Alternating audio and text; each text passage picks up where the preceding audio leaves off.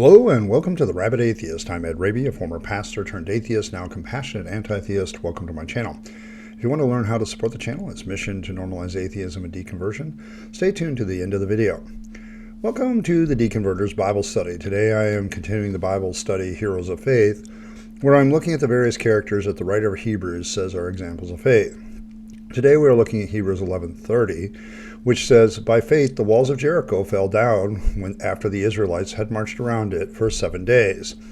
Now I'd like to remind everybody in this study series, these Bible study series, I'm kind of looking at it from the standpoint of what I would have viewed it as a believer, how I view it today, how I view the story today, and trying to offer some help for those of you that are deconverting from this kind of thing. The writer of Hebrews is really low-key, has a way of pointing to another genocide. I could almost have done this as another when God kills, because the orders given before the Israelites march around Jericho in the actual story are to kill everybody, with the exception of Rahab the harlot and her family. They're supposed to kill all the animals, livestock, everything else as well. The only thing they're supposed to save, if you read the story in Joshua 6, is the gold and silver so that they can use it for the temple. Everything from this conquest is going to be dedicated to the temple and building the tabernacle, actually. So in the case, God promises to deliver the city of Jericho into their hands, provided that they do exactly what he tells them to do, which will become problematic later for Achan and his family, but that's a different story.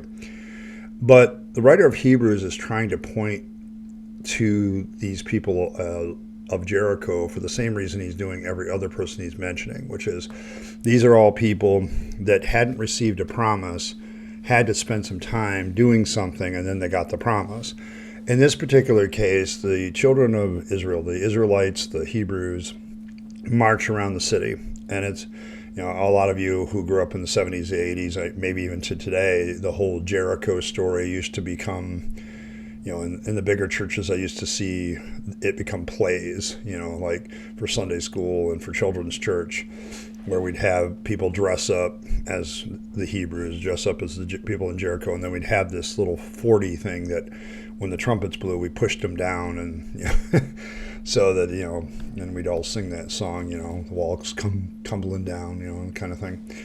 And so, some of this may trigger a few memories for some of you, including me. But the writer of Hebrews is very much focusing on the fact that it took them 7 days to get there.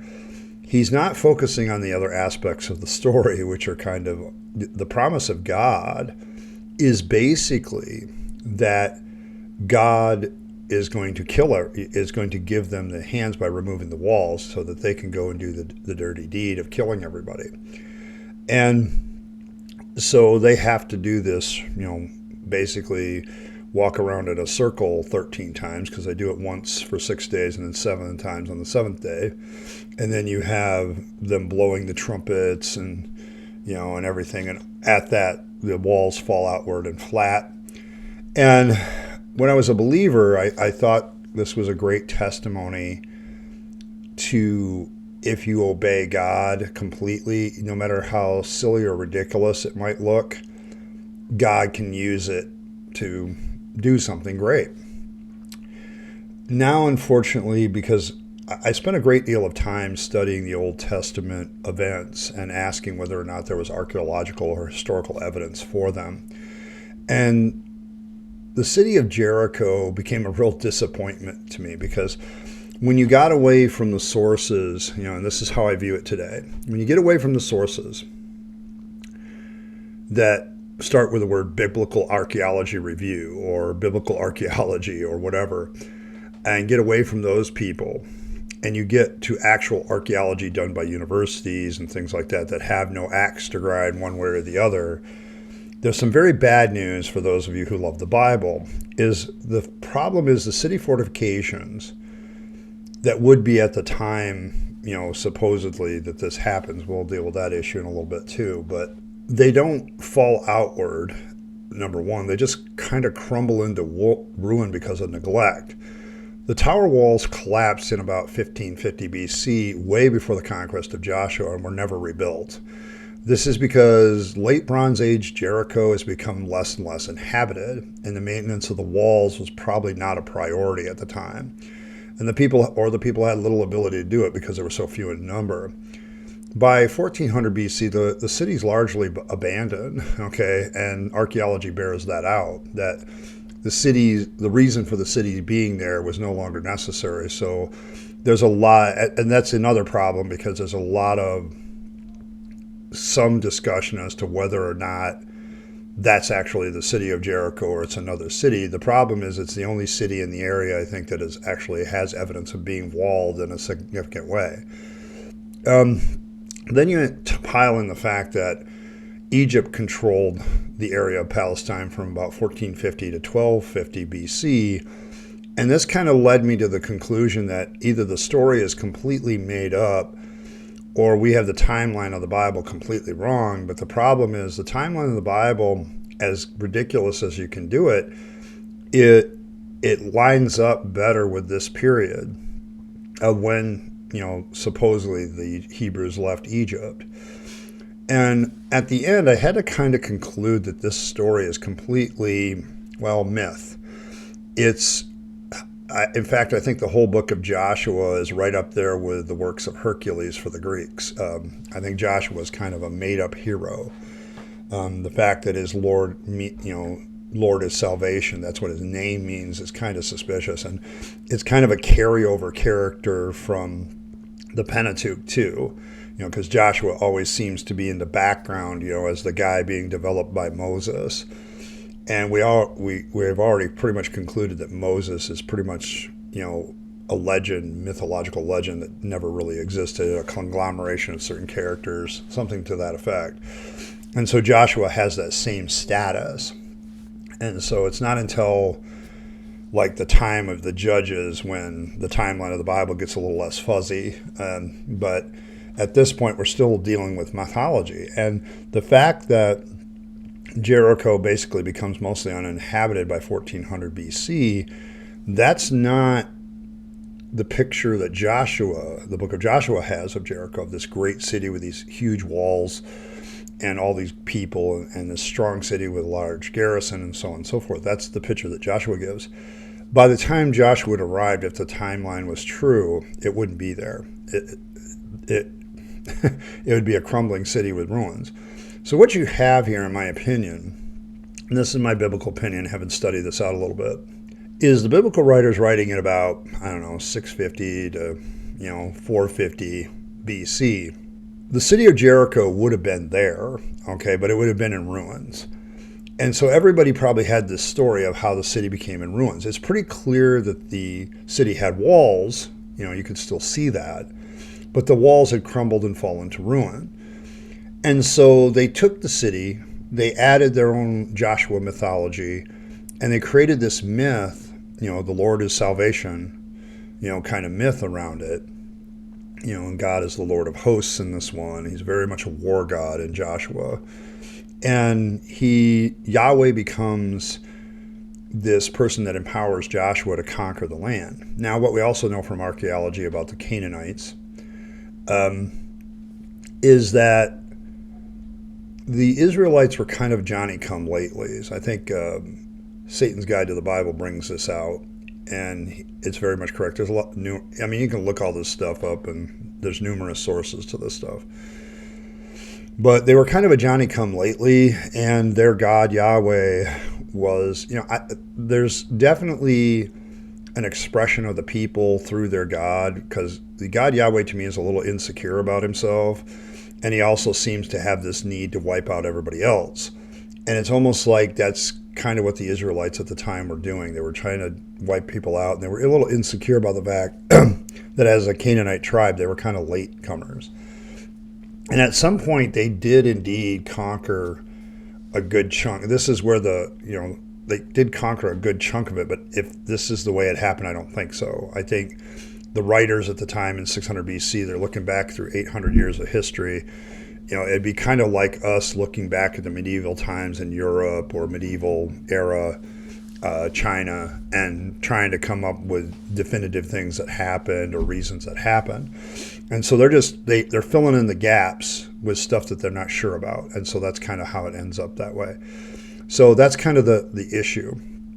And so because I look at it this way, now, what does this do to us that are deconverting?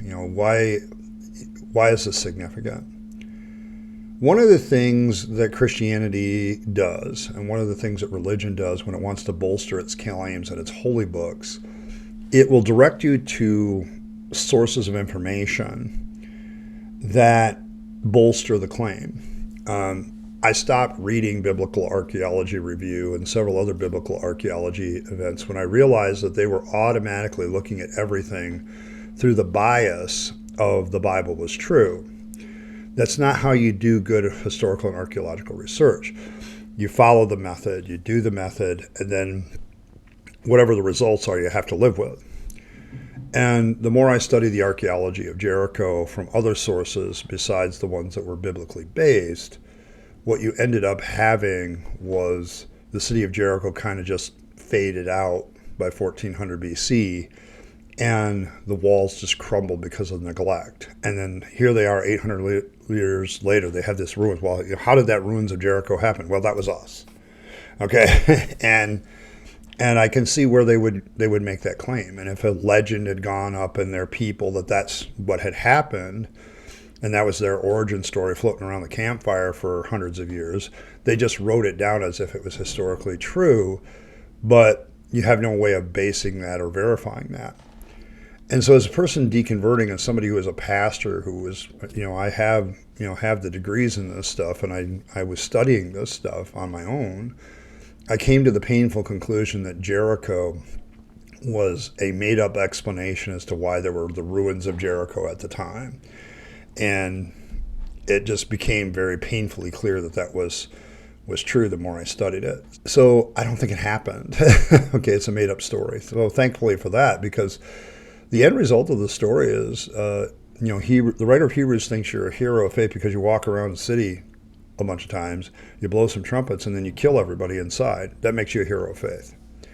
And as somebody deconverting, the more you study the Bible, the more the Bible fails, archaeologically speaking and historically speaking, if you're being objective about it. If you're going into it with, I've got to prove the Bible is true, that's just not a good way. What you should do is go into it with what happened and then line up that with whatever direction you need to go. And most of the time when you do it that method, where you don't really care about the end result or you try to push that aside, you end up with something completely different than what the Bible says. I guess, you can give kudos to the biblical writers to knowing that the ruins of Jericho existed, 2,600 years ago. And that would have been the case. But at the same time, they would have looked at it very differently, especially if they had done all this stuff. Now, I almost wanted to add to this one to the when God kills, because basically the writer of Hebrews is saying, this conquest, this complete genocide, except for Rahab and her family, is something that's good. I mean, we're killing pregnant women again and children and babies and stuff like that, and that's all good. And as I've heard interpretations on this event, it's like, well, they were in the way of God's plan. And I'm sorry, that just shows a complete lack of human empathy and shows how religion removes your human empathy. For those of you deconverting, putting this story into the realm of myth, I think how it will help you by putting it there is you can say, okay, yeah, I can have empathy for characters and stories without feeling the necessity, so to speak, realizing that these are not real people, that these are not, real stuff. I mean, it really helped me when I realized that there weren't a lot of people that were necessarily genocided according to the stories. And I'm not saying that there wasn't conflict in the Middle East at this time period that led to a lot of people dying. There's pretty good evidence that happened a lot. But what I am saying is that it didn't happen this way, that there's no God up there ordering this genocide. There's probably a group of people who had a very bloody history that are trying to justify their bloody history. And so that's what they're writing. And they're in captivity to the Babylonians and later the Persians. And so they're adding this in because they need to add it in. And I think that's important to remember when you're deconverting, that there's an alternate explanation for almost everything in the Bible, and this is a good way to illustrate it with the whole Jericho saga. The archaeology doesn't bear out what the biblical story says, okay? No matter what biblical archaeology review says, no matter what biblical whatever says, the real archaeology on the city of Jericho has it phasing out at 1400 BC and the walls crumbling about 1550 because of neglect, okay? And that's how it really happened. And to me, that's the most reasonable, believable story, a wonderful alternate explanation, and I don't have to believe that a group of people thinks it's a good thing to blow trumpets and walk around a city and then genocide everybody and then they're heroes of faith. I don't have to think that. And so with me, the writer of Hebrews becomes a propagandist. He's still a propagandist to me because he's still picking and choosing and editing what he wants because he's only including the walls falling. He's not putting in the rest of the story for a damn good reason, because then you would have to say that you have faith to, destroy your enemies. And Christianity has kind of changed their tone about that in certain ways. And so he doesn't want to pull that out of the narrative, but he certainly wants to pull out the part of the narrative that says, hey, you can have faith like the people at Jericho and the walls fell at the power of God. So that's kind of my take on it. As always with these Bible studies, I'm interested in your comments and your take on it. It's one of those things that you have to really look past. Now, I'm sure a bunch of theists in the comments are going to give me all these sources of, if it's a biblically Christian, Jewish-based source that's orthodox, I'm not going to account it because I know they're looking to interpret things that way. And don't give me a journalistic source because journalists like to sensationalize something. Give me a peer-reviewed article that says that what happened at Jericho is what happened in the Bible. I think you'll be painfully surprised. So, it's the promise of God is what the writer of Hebrews is missing. But as always, I'm interested in your comments about this passage. To me, I think this is one of the many dominoes that led to my deconversion, is realizing how, quote unquote, biblical archaeology in any form is really flawed, okay, because they see what they want to see and they edit out the stuff that they don't want to see. I'm fairly certain that most people have never heard that the walls kind of crumbled because of neglect, and that the city of Jericho itself was pretty much sparsely populated by 1400 BC and wasn't really a strong city. Nobody's really ever heard that story. But if you get, to actual scholars, that's what they talk about. Now, that's why a lot of people and people of faith still have switched to other cities in the area that fit more their biblical timeline. They're editing those cities into that. But the one city in the area that actually has walls that are like described, the archaeology doesn't bear out the story. But that's kind of my take on it. Once again, I'm trying to get to you guys giving me your thoughts on it, so I'd be very interested in hearing your thoughts on the whole story of Jericho and the conquest of Joshua, and whether Joshua was a real person or not. I don't think he was. I think the idea of Moses and Joshua is very much made up heroes of mythology, so it has that feel to me now. But, I'm always interested in hearing what you have to say. So thanks once again for stopping by. I appreciate every like, share, and subscribe. You guys are awesome. There's many ways to support our mission of just normalizing deconversion, normalizing atheism, so that it's not looked down upon, that it's, actually looked at maybe as a positive. So we're continuing that work to do that work. And helping people that are deconverting, with their journey is one of my goals too as well. So if you want to support that, my PayPal link is in the description. And there's also super chat, super thanks are always welcome. I always welcome those. And, the best way is membership, because members support this channel on a monthly basis, so I can focus more on the content that you guys like and worry less and less about the YouTube algorithm. So thank you very much to my members, to my citizens, to my Rabyd citizens, to my Tribunes. You guys are awesome. I appreciate every single one of you. Thank you very much. And as always, live your best life. Don't waste all your time, money, and opportunities on the trappings of religion and faith, but instead give them to yourself, give them to the people you love and care for, and to make this a better world. You'll be happier if you do. And as always, thanks for stopping by, and I'll catch you next time.